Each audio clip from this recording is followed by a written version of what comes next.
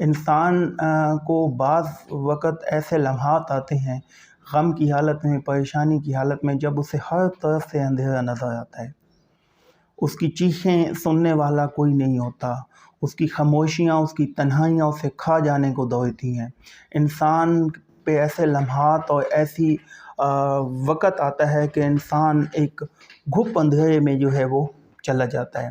انسان کو کوئی سننے والا نہیں ہوتا، کوئی سمجھنے والا نہیں ہوتا، اسے اپنی زندگی جو ہے وہ ختم نظر آتی ہے۔ یہی وہ موقع ہوتا ہے جو اللہ نے عطا کیا ہوتا ہے، جہاں سے اس کو کامیابی ملنی ہوتی ہے۔ اس غم کو اپنی کامیابی کی پہلی سیڑھی بنا کے وہ اس پہ چلتا ہے، وہ آگے لگتا ہے، کسی چیز پہ کنسنٹریٹ کرتا ہے تو وہ کامیاب ہو جاتا ہے۔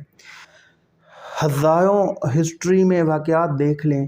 کہ جتنے بھی کامیابیاں یا ملی ہیں تو پہلے ان کو مشکلات اور غم جو ہیں وہ بے انتہا ملے ہیں۔ حضرت یوسف علیہ السلام کا واقعہ لے لیں۔ حضرت یوسف علیہ السلام دیکھیں یہ کتنی تکلیف والی بات ہے کہ سکے بھائی اسے مار رہے ہیں، اس کے منہ پہ تھپڑ مار رہے ہیں اور اسے کنویں کے اندر دھکیل رہے ہیں۔ دیکھیں ایک معصوم بچے پہ اس سے بڑا غم کیا ہوگا، اس سے بڑی تکلیف کیا ہوگی کہ اس کے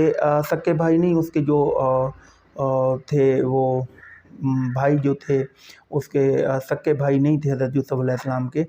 وہ بھائی جو ہے اسے مارتے ہوئے اسے اندھیرے کنویں میں اس معصوم بچے کو دھکیل رہے ہیں۔ تو پھر دیکھیں کہ اس پہ غم کی کیا حالت ہوگی اس وقت حضرت یوسف علیہ السلام کو۔ پھر جب اسے چند سکوں میں بیچ رہے ہیں، اس وقت وہ بھائی کبھی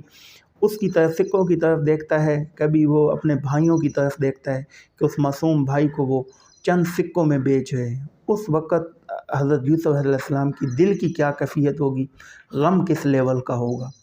پھر جب حضرت یوسف علیہ السلام کو وہ قافلہ لے کے جا رہا ہے، کہتے ہیں جاتے ہوئے حضرت یوسف علیہ السلام نے اپنی ماں کی قبر کی طرف دیکھ کے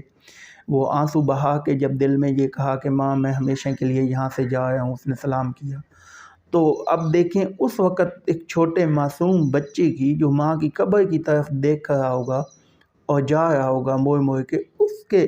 دل پہ کیا گزر رہی ہوگی، وہ کتنا بڑا غم ہوگا۔ اور دیکھیں پھر آگے جا کے اس سے مشکلات آئیں، پھر اسے جیل میں ڈالا گیا اور پھر کیا کہ پوری سلطنت کا بادشاہ بنایا گیا، اسے کامیابی ملی حضرت یوسف علیہ السلام کو۔ تو وہ غم کی پچھلی حالات دیکھیں اور پھر وہ دیکھیں کہ وہ کہاں پہنچے۔ اسی طرح ہمیشہ جب بھی غم ملتا ہے، انسان اس کو اگر دل پہ لے کے بیٹھ جائے، وہ سب کچھ چھوڑ دے، تو یہ انسان کی ناکامی و مایوسی ہوتی ہے، اللہ تعالیٰ کی ذات سے نا امیدی ہوتی ہے۔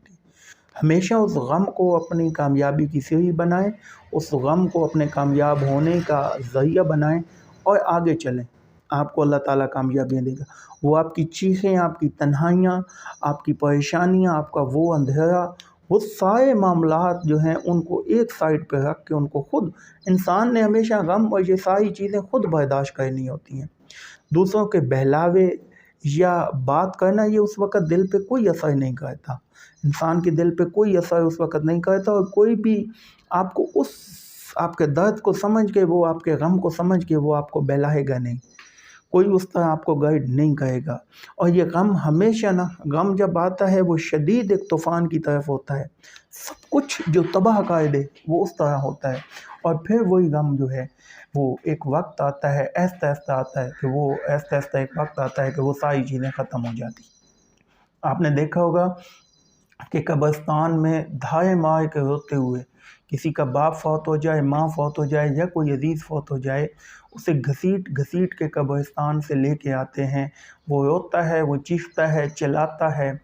اس کے لیے اس کا دل پھٹ جاتا ہے، جگر پھٹتا ہے، وہ اس حالت میں اسے گھسیٹ کے گھر لے کے آتے ہیں، وہ بار بار رو کے اس قبر سے لپٹتا ہے، اور پھر آہستہ آہستہ دیکھیں وہ قبرستان جانا بھی چھوڑ دیتا ہے۔ بہت کم لوگ ہوتے ہیں کہ وہ بعد میں بھی قبرستان جائیں، حالانکہ یہ ثواب کی بات ہے اور لازمی والدین کی قبر پہ جانا چاہیے، ان کی بخشش کے لیے دعا کرنی چاہیے،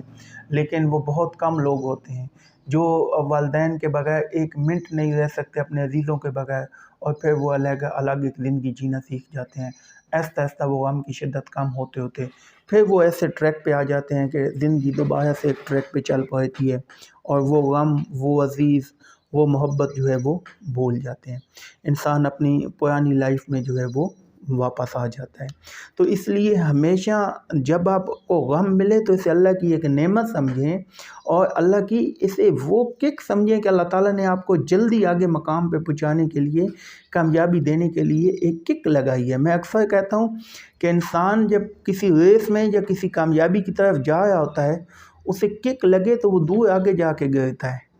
تو بجائے اس کے جو 2-3 قدم میں پورا ہونا تھا وہ ایک جھٹکے میں آگے چلا جاتا ہے۔ تو یہ بھی اگر اس لحاظ سے انسان سوچے گا تو اس کے اوپر یہ غم حاوی نہیں ہوگا۔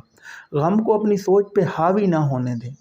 اس کو اپنی خاموشیوں میں سمو لیں، اور ان خاموشیوں میں سمو کے اپنے آپ میں جئیں، اپنے آپ میں جیتے ہوئے آگے کامیابیاں حاصل کریں، اور سارے معاملات جو ہیں وہ آپ کے صحیح ہو جائیں گے۔ غم آئے گا طوفان کی طرف آئے گا، ہر چیز اڑا کے لے جائے گا، آہستہ آہستہ سکون آ جاتا ہے، روٹین آ جاتی ہے، چیزیں واپس آ جاتی ہیں، دوبارہ سے لائف چلنے لگ جاتی ہے۔ اس لیے کسی قسم کا بھی غم ہو، کسی ایج میں بھی غم ہو، اس کو ایک نعمت سمجھتے ہوئے اللہ کے اور زیادہ قریب ہو جائیں، اس ذات سے اور زیادہ امید لگائیں